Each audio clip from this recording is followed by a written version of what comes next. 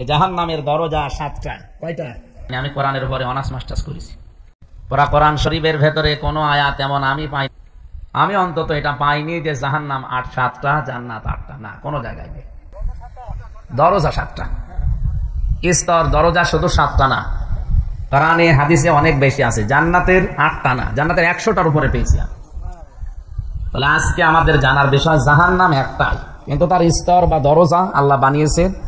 এই যে কোরআনের যে আয়াত সূরা হিজর থেকে পড়লাম, লাহা সাবআতু আবওয়াব, এই জাহান্নামের দরজা 7টা। কয়টা?